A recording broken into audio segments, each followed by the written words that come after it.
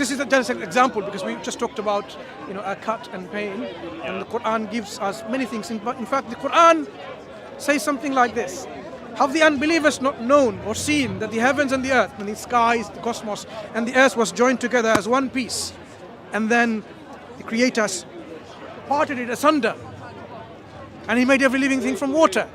And it ends with saying, would they then not believe? Within this statement, what we find is the address is not to the Muslims, address is to the people who are non-believers. It says, have the unbelievers, non-believers not sinned? And then at the end it says, would they then not believe? Meaning in between, there are some information given to ponder and reflect, to make up this mind to believe. And what we find is, within that particular reference, two phenomena are described. One about the common origin of our universe, that the universe and the earth was joined together as one piece at one point in history, which is what our understanding is of our earth and our solar system and our cosmos, and that every living thing is made from water. And I mean, this is another reality that we know. Life is water-based. Most of it is, more than 70% is cytoplasm, is water. So this information, if you think about it, Quran was given to a man in a desert 1440 something years ago, who has never been to underneath a dead volcano where living organisms are still microscopic and still living, and how their constituents are, whether they're water-based or not. Haven't been into the depth of the oceans, underneath the oceans 1440 years ago, because you can't really dive that far into the oceans to understand the life at the bottom of the sea and what are the constituents of. So to make a claim that every living thing is made from water, it's really a fantastic claim to make, and yet we know that is the case. In our world, our life is based on this. And yes, our world that we see, that we live in, the earth that we live in, was actually a part of the solar system, the part of the whole cosmos. So there's two pieces of information, one from astrophysics and one from biology, addressed to the non-believers, atheists, agnostics, people of reason, people of intellect, whoever they are. And it's just simply saying, would they or not believe? So this is how the Quran, this is the book that we believe, has been given from our Creator through Prophet Muhammad sallallahu alaihi wasallam, for the people to live their life, to know what their purpose is in this life, so that we can be successful here and we can be successful in the hereafter. Have you read the Quran before? Would you be interested to go and read now, having that introduction? I mean, I would. I'm going to read a few passages. I mean, I do think, whether or not you believe any particular faith, there's lessons to be taken from every faith. Do you know our concept of faith and religions in general? We believe there is one Creator, and this one Creator doesn't punish a nation here or hereafter unless the Creator tells them what they're supposed to do, because the Creator is just and merciful. So this Creator has sent guides, warners, prophets and messengers throughout all times, because He's just and merciful. But what has happened is, over the passage of time, people have changed the same message of that Creator and distorted that message, and this distortion became into different religion. Originally it was one message, the message of pure submission to the Creator. And in Arabic it is Islam. If you are one who submits, you are a Muslim. So the same message was there throughout times, to all nations, to all peoples, but people, because of their whims and desires, or their particular alliance or something, they distorted or changed the message. And even to one nation, there came more than one warners at one point in history to bring them back to the guidance. As Muslims, Prophet Muhammad, we believe, is the finality of those prophets and messengers. He's not the first, but he's the last of all of them. And the Quran being the last of all the divinely revealed scripture or book from God, guidance from God. So when you see what about all the other religions? The other religions were rooted in either originally divine religion and then got distorted, or some of them could be totally man-made. People just made up these religions because that's how they wanted to live their life and govern their lives. Do you reckon humans could just sort of work out amongst themselves what's right and wrong without having a god. Like this guy said, he's trying to like pick up good ideas from all over the place. Okay, is euthanasia right or wrong? It depends on the circumstances, I suppose. Can you get all people agree that yes, actually euthanasia is right or euthanasia is good? Or are you going to get people who are going to be always disputing? Yeah, but disputing is part of the dispute, isn't it? That's part of the discussion. When we want to establish between right and wrong, we don't want any dispute. We want to know something is right and we want to know something is wrong. Something can be right to you and wrong to me, but that's the beauty of being human, isn't it? But when we talk about the objective morality, if the Creator created us for a purpose, He would need to, also from His mercy, He will tell us what is objectively acceptable as a right and what is objectively not acceptable as something which is wrong. So For example, where do you fall on the euthanasia debate then? For you, is it right or wrong? euthanasia, which is assisted killing. Yeah? No. Is it, in your eyes, it is wrong? Is it, so worst case, someone is suffering and will spend years slowly suffering. Give them painkillers. So you think it's more right for them to live on painkillers, on strong Who medication? gives us right to take away life of other human being? The other human beings, given consent to have their life taken. That do we have the right to take our own life?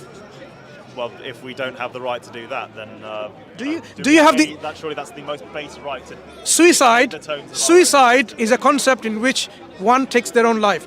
Is suicide acceptable in UK, for example? That's twisting the question. That's twisting the question. No. Isn't it? I'm talking about the right of life to take away or not. So do I have the right to take my own life personally away? View it as that I don't think I would ever view it as an option, but that's just me. And as I said, I've not experienced the lowest low depths that a human can go to in terms of despair. So I can't say, suicide's right or wrong. It's like just because it's not an option for me, somebody may have suffered tremendously, and it may be what they view as their only option, as opposed to living, if they turn 50 and are so miserable, so miserable, and they are sure it's never going to get better, they're staring at 30, 40 years of just living in pain, constant waking up every day pain. Doesn't sound very pleasant to me at all. We have a lot of painkillers to use to make them pain-free. But what I want to address is this point. What if the next day, by a revolution in science, we actually cured that individual, but we made them to die because of assisted euthanasia, Because and then we would the tell- we family, would tell them that. the We would family, tell them. the family will say, No, Why? No, they wouldn't. "I will."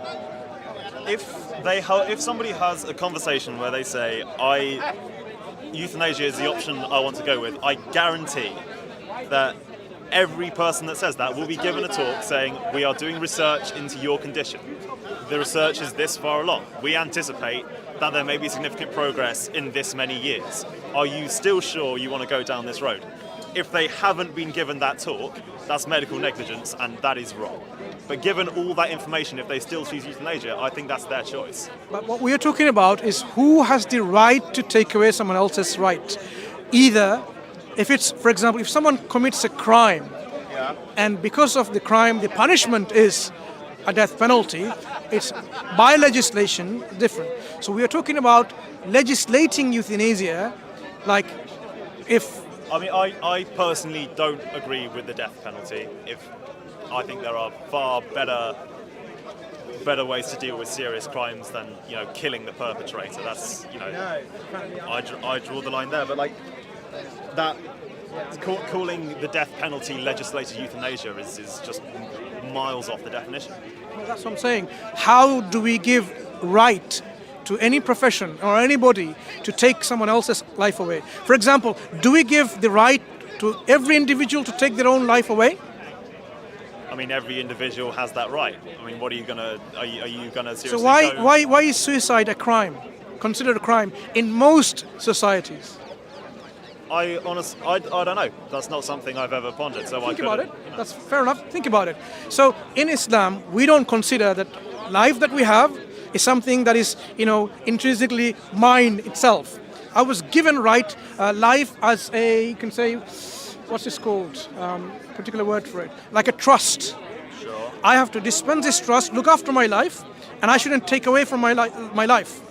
It's not mine. It's not mine to begin with. I was given it to look after it, and I will be, I will die one So day. by that logic, somebody that is suffering and will continue to suffer for a very long We time. alleviate the suffering as much as we can. And if we can do nothing, and they will still suffer, they will be in agony despite all the medication that you give them. This is a discussion that can happen again. Look, I gave you my personal understanding of it. but But what I'm that's saying what I'm is, saying. what I'm saying is because there's always room and always possibility of curing someone. So it doesn't seem fit to take away of life of someone when there's a possibility that by a scientific revolution, that person can be cured the next day. That is why in any hospital If they're setting, given the same talk that you it's just not gave about me, given because we don't know the medical breakthrough when it can happen. Many times, scientific revolution, the nature of it is like this. It just doesn't happen gradually. Scientific revolutions happen like this. If there's a whole book you can read about the nature of scientific revolution, where But they don't say, we know that there will be a breakthrough in 30 years and there won't be any progress before then. They're balancing probability and saying, based on how long it's taken in the past, it will probably take about 30 years before we have that breakthrough. And then, the cure will progress at a really quick rate. But until then, until the breakthrough, which we expect to be. do you know patients with cancer? Because in the terminal illness, they are given a lot of pain control medicines to alleviate their pain, Yeah. to make sure that they're actually pain-free, to have their quality of life as they are dying. Yeah. Yeah, so we have a lot of painkillers, different types of painkillers, in which we try to make them. I'm sure that there are a lot of people that has helped live with dignity whilst their life is ending, but there are also a lot of people that say, I would rather die than take these. And if they're not given that option, and you're saying that they can't take their own life, then you're saying they've been put on this earth to suffer, and that is. No, I'm not saying they should suffer. I'm saying they should not suffer. They should be given. They should be given If the solution to ending all. their suffering is taking their own life. Okay, so some people. Okay, now to what degree one says I can't cope life, and that's it. Oh, you know what? I've broken up with my girlfriend. Oh, and I got a divorce from my wife or my husband. I said take my life away because I can't bear it. Because people's threshold of suffering is different. Some people can really, embrace this suffering to such a degree that you and I wouldn't be able to. So are we saying that, in an individual level, whoever just says, I can't bear it anymore, and that's it, take my life away, Islam considers totally differently. Islam, in fact, says there is nothing that the Creator puts on your shoulder which is greater than you to bear. This is a principle Islam provides, that God does not burden a soul greater than they can bear. It means it's all within their mechanism. I imagine if you went to talk to people who are terminally ill and said, do you think you can handle this? You're not going to get There a are very many positive terminally ill response. Muslims that happily There will are many accept the pain. Yeah, there are many Accept the terminally- pain. No, I'm giving you the opposite. You will find many Muslims in the hospitals and terminally with severe problems and pain, and they will happily say, okay, I'm fine and content with I am, And because I can bear I it. applaud them for quite Right. frankly that I'm genuinely not sure that I could do the same. Yeah, I but genuinely have that's no what I'm idea. saying. People are different, but what we want to elevate this level of understanding of people. That yes, there's a threshold that we can increase in our understanding of life. We shouldn't just take our life just like that, just because we have a low threshold.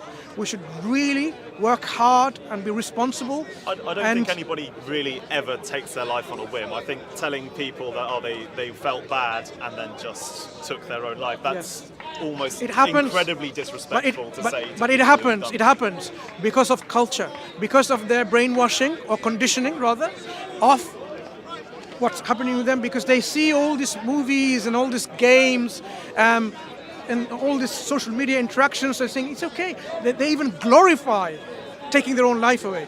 So this is social condition. I strongly disagree with that. I don't think anybody's ever glorified suicide.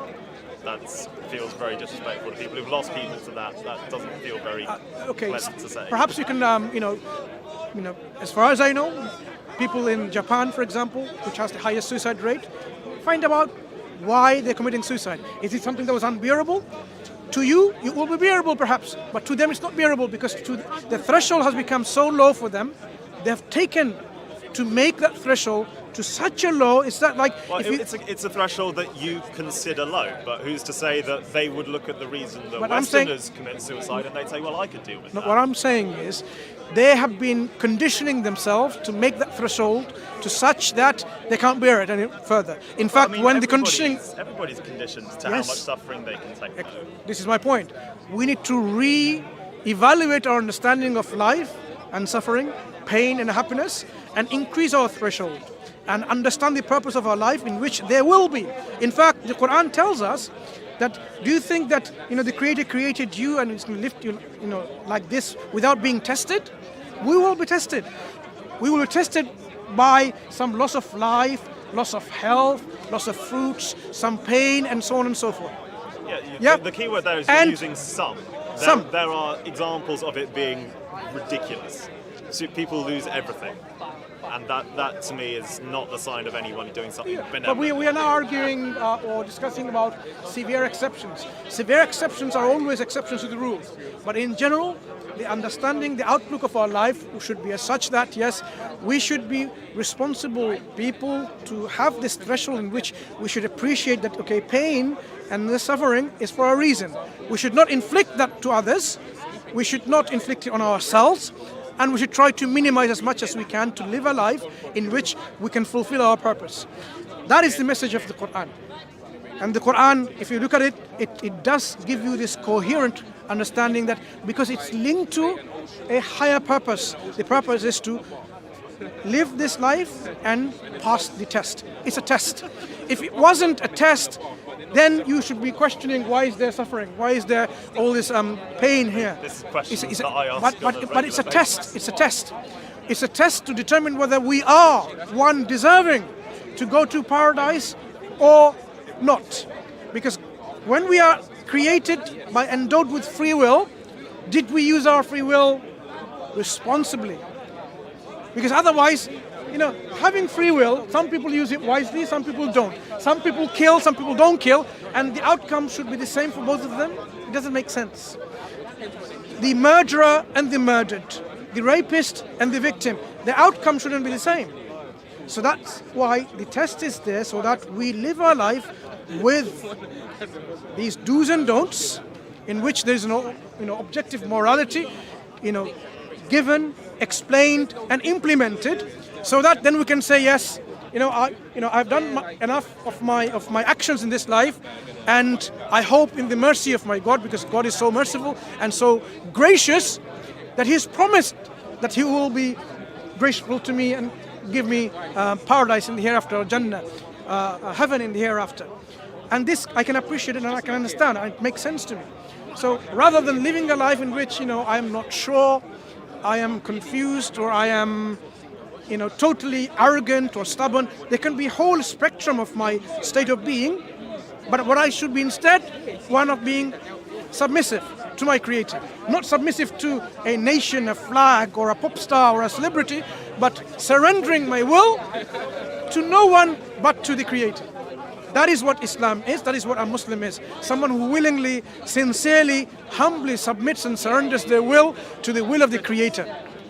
Willingly. Sure. I mean, if that teaching allows you to me, you seem like a decent person. I'm sure you try and do more good than bad in your life. If that teaching is the cause of that, then I'd say it's a very good teaching for you to follow, and I applaud you for using it in that manner. I invite you to this line of teaching. Please do reflect and see whether this is something that you can, adapt to your own self. Because once you know the truth, that actually there's truth in there. Because what I haven't touched on, apart from this one example to reflect on about the pain and pain receptors, the Quran itself gives us evidence to justify our belief that there is a Creator, that this Creator has given us this guidance. When you look at the life of the Prophet, this messenger, Muhammad sallallahu alaihi wasallam, it convinces us that he is indeed the agent of God who's come to tell us about how to live this life and what to expect of the hereafter. If you do the same thing, then you can also be within the grasp of this truth and the reality. Because the reality is, there is a hereafter. It's not just a matter of question and opinion. That's what the reality is. The Creator told us. But how far are we to explore and to accept is up to us individually. In the discussion that we had today with you, my friend, what's your name? Barnaby. Barnum. It's just to ignite within you thoughts and reflections so that you can take it further and you can then, embrace that truth once you establish that this indeed is the truth. Well, you've definitely given me a lot to think about. So, I'll give you that one. I appreciate it. Yeah, Barnum, thank you it's very been a much. pleasure speaking to you. You take care. Okay? Cheers. Yeah. Do read the Quran. It's available online. Do you need a physical copy? I can get you one. I've got internet and phone, etc. Yeah. And look what it has to say. Look what it says about you and so on and so forth. Cheers, man. Take care.